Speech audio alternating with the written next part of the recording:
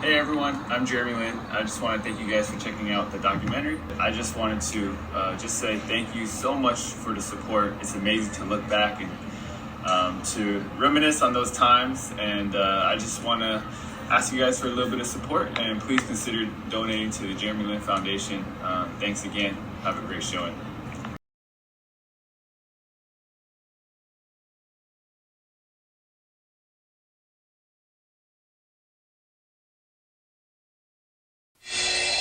It's what they've been dreaming about since they first started playing the game. And now they're just hours from achieving it. A state title is on the line tonight in Sacramento as perennial powerhouse Mater Dei from the south squares off against Palo Alto from the north. It's the Division II CIF State Boys Basketball Championship, and it's next on FSN. Well, the championship game was, it was your classic David versus Goliath. I mean, the week leading up to it was like, is Pally going to lose by 40 or 50? Like I said, our starting center was 6 feet tall. They had a 7 foot, center.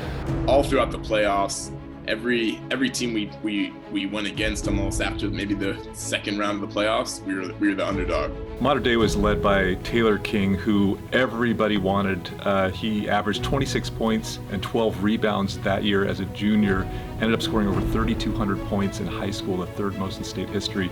Everybody was looking at Taylor King. Nobody knew who Jeremy Lin was. We've had over 110 Division I players come out of Mater Dei. We've had, I think, close to 11 players in the NBA, and we've been very, very fortunate. If Vegas had a line on us winning the championship, it would be like a 2% chance to win the California State Championship. The media did not think that we were going to win that game. They were looking at talent, and if you look just purely like down the roster, height, size, weight, quickness, athleticism, numbers from the season, whatever, you name it, they had us into everything. The week leading up to, I was just sick of hearing everybody talk and asking me questions. I was just ready to go play. I was nervous before the game, no question, because I wanted it so bad, but I just was so tired of everybody counting us out, and I had to hear that chatter for a whole week that I was just so annoyed at being at Palo Alto. I was like, just get me to Sacramento, get me the hell out of here.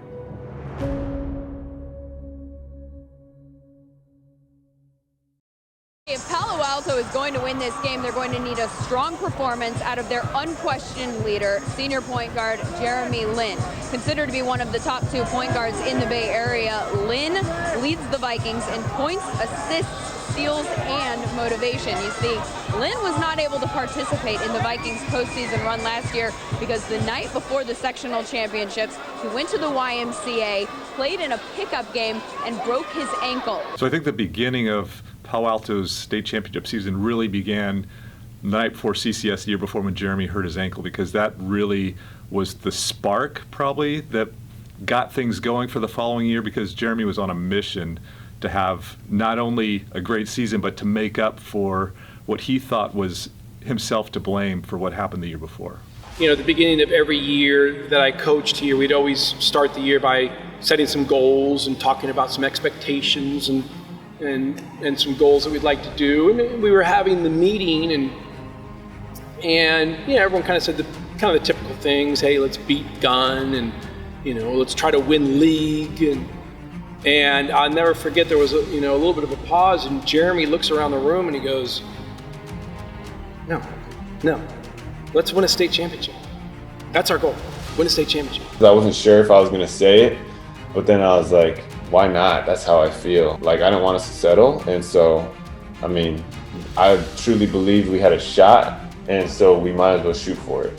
I knew our goal was to win state, but my junior year, we were a better team from top to bottom.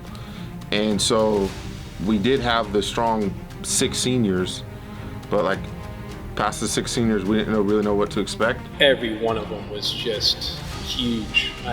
Just so important to what they provided, and all, each of them so unique and so different. Cooper Miller, just a stud, went on to play football as a wide receiver at Cal, was MVP of our football team, just a stud. He was the guy who was like, dude, I don't care who anybody is, I'm gonna go lock them up. Kevin Trimble Trimble is the sixth man. Basically, we only use a 7-man rotation. He was just like an X factor. Like, he completely changed the game. I would say he was similar to Robert Horry.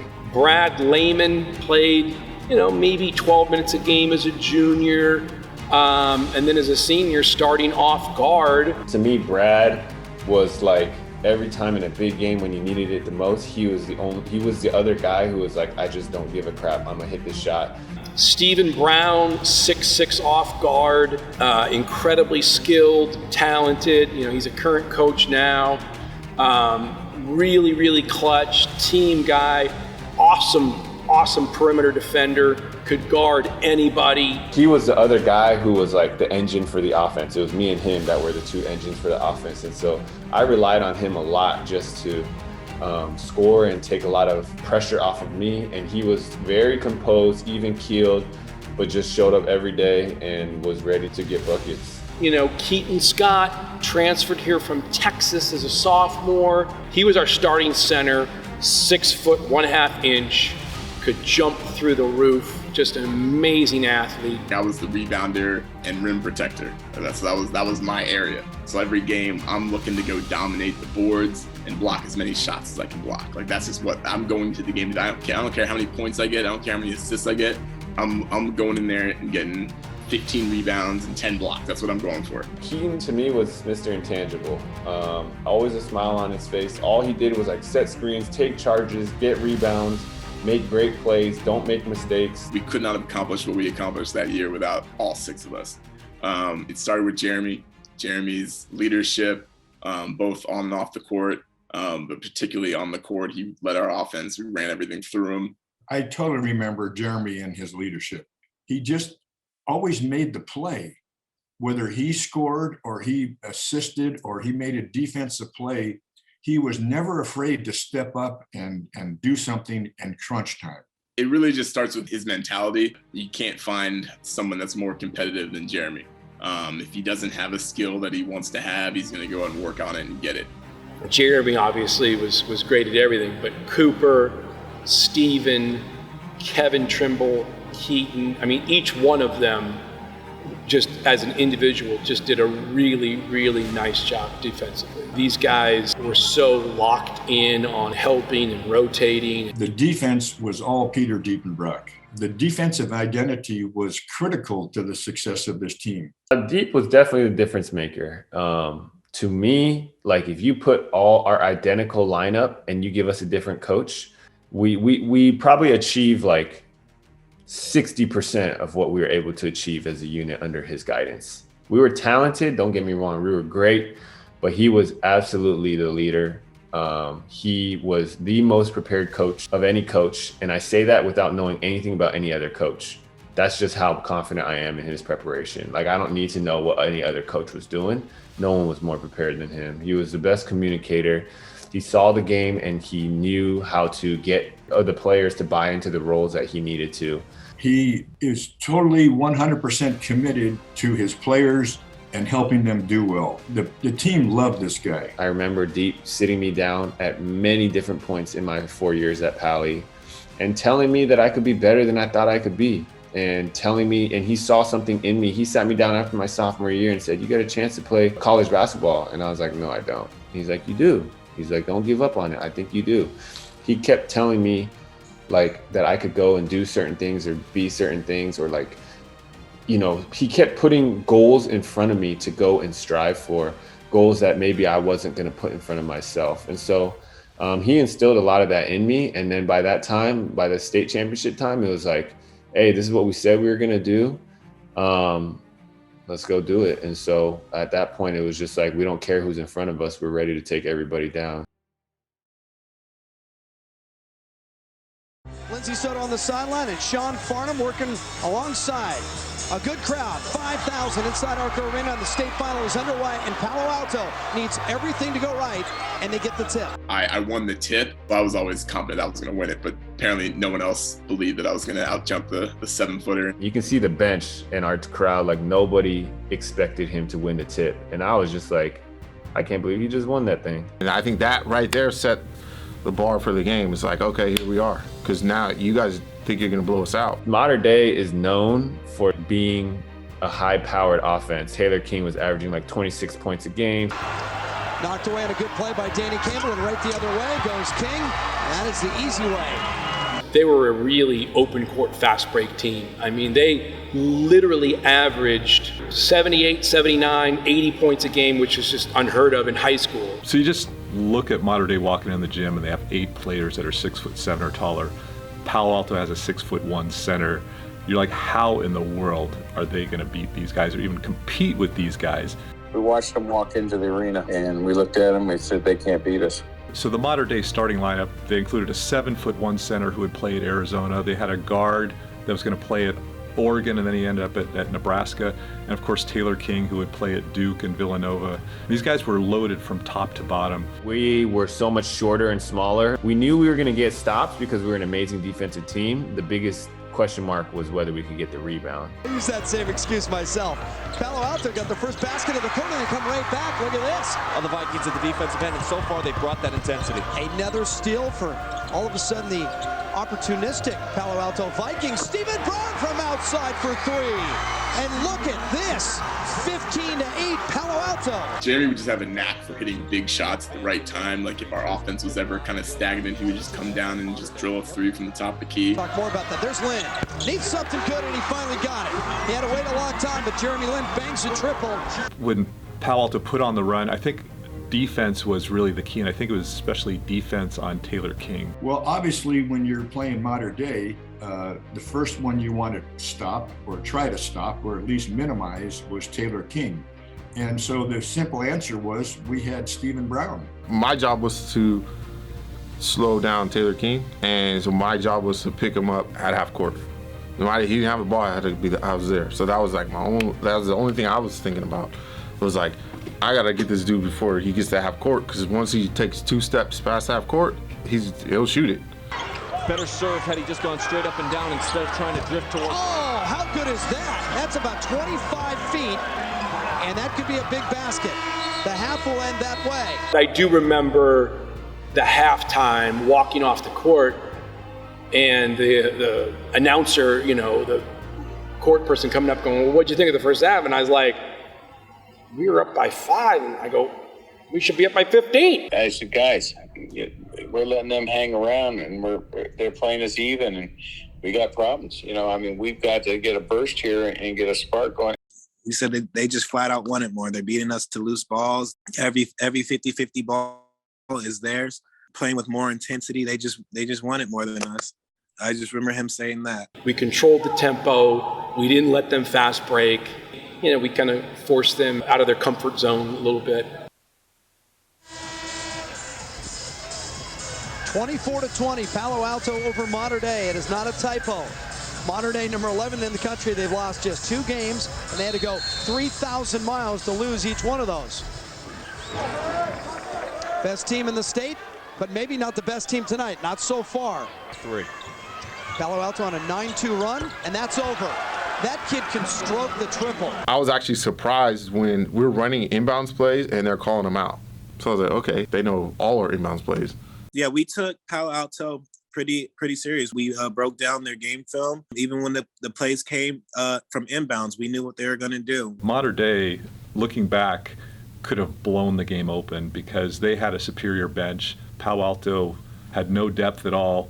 And Mater Dei could have just started pressing and pushing the pace and forcing Palo Alto to use their energy. Maybe they felt like they didn't have to. Maybe it was a pride thing. 34-33. Palo Alto against Taylor King and Mater Dei. Palo Alto came in supposedly with no chance, regardless of their 31-1 sparkling record. Mater Dei, the number 11 team in the country, led by one of the best players. He's had his night. He's got his double-double. Cameron Brown, and a chance for a 3-point play. It's for Palo Alto. Nobody gave them a chance coming in. Mater Dei is number 11 in the country. Got the attention and got the whistle. Here's Lin. Without that 7-footer, you can go to the rack. Palo Alto by 5. 2 minutes and 46 seconds. King, does he have an answer? He does. And a timeout, Mater Dei. 44-42. Here's Taylor King. You think he has a green light? Yeah. NBA, once again, NBA range. We basically said, like, if we don't get anything easy, we're going to take the clock down and we're going to space them if we don't get anything quick and easy early in the shot clock. And so it was almost like an Ivy League, like Princeton type offense where you're trying to milk the clock down. And King is going to get up in the face. Cooper Miller. Miller's a little sloppy with the ball right now. He's crossing his feet and he's feeling the pressure. Now they got to go to work. 4 seconds on the shot clock, and Lin is going to have to launch a 25-footer. And baked it in! Did he call that? I don't think he called that. Give him the bank. And you know what? He struggled tonight. I mean, for the better part of this game, he has struggled to find his offensive rhythm. Danny Campbell comes back. Here we go, up 2 with a minute left. I mean, I think the biggest thing for us, especially with the long shot clock relative to the NBA, you're like, man, take as much time as you can off the clock. If you score late in the shot clock, you increase your chance of winning a lot. This is a shocker. Modern day, number 11 in the nation. And here we go. They have the ball and a 2-point lead. They get it to Jeremy Lin against Cameron Brown, who is very dangerous defensively. Lin likes to go to his right, and Brown knows it, so he overplays him that way. And looking for help, and it gets to be a lonely place right now. He is surrounded by 5,000 people, and he's all by himself. He's got Kheaton Scott here. They're going to try to set this high pick and roll. All the way to the basket, and he scores! There he is. He waited for this moment. King's got to pull the three. Too long. Campbell tips to Brown. Under 20 seconds, Brown. That won't go. Rebound again, Modern Day. Torrent, offensive foul, Modern Day. Palo Alto ball with 15 seconds to play. We were making a run late in the game, and we were up a little bit, and things were going good, and that just kind of broke our back toward the very end because we had a chance to, I thought, to put them away. They went under the pick and roll. But I think like going under the pick and roll, if you turn on the Jets right now, you can go. Luckily for Cameron Brown, he wasn't able to catch up and he just tried to reach from behind. And for me, the only thing I was looking at was Taylor King's feet. He was really low in the paint and I wanted to get to the rim. So that was definitely the dagger. Kheaton Scott, 6'1", 11 points on the contest. It happened.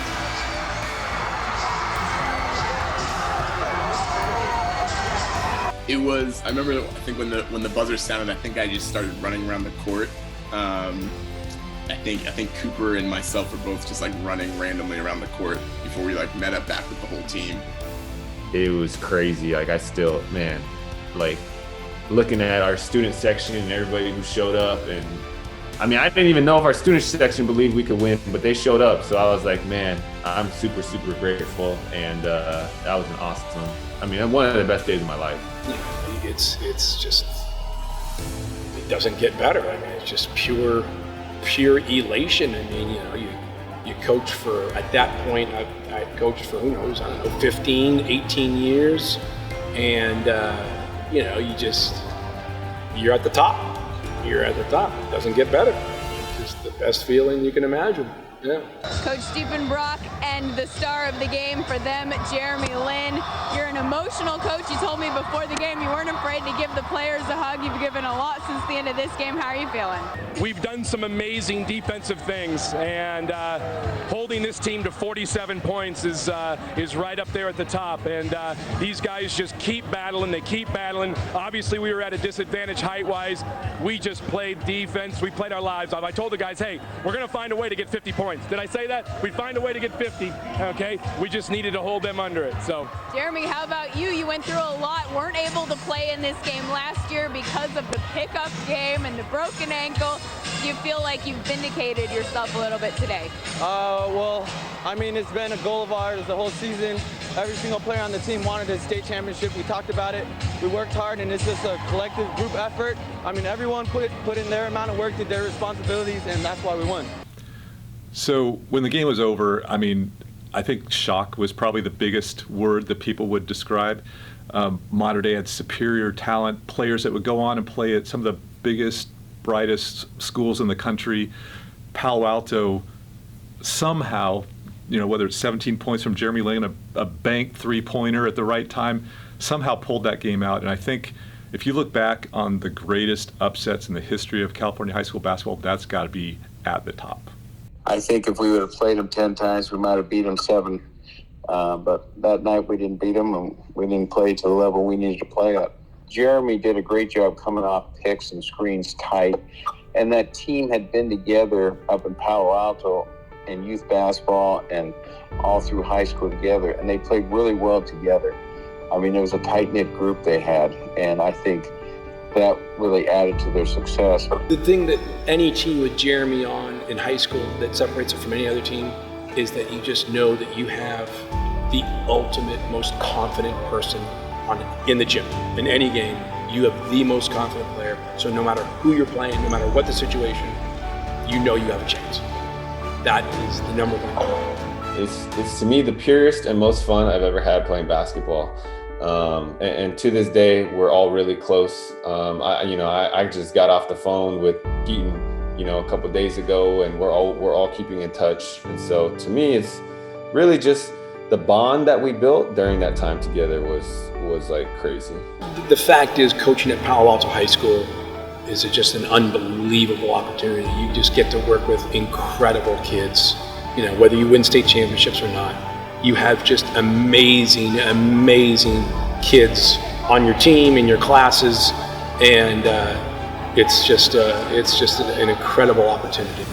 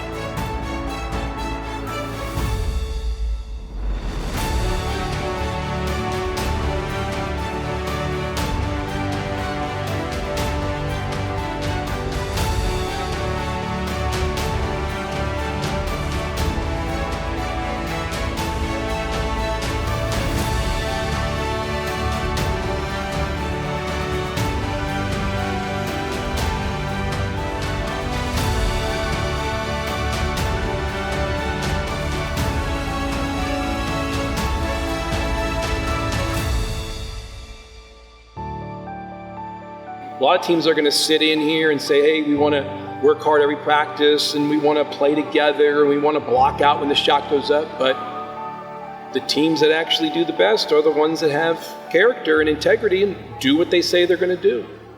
And that is the story of that team.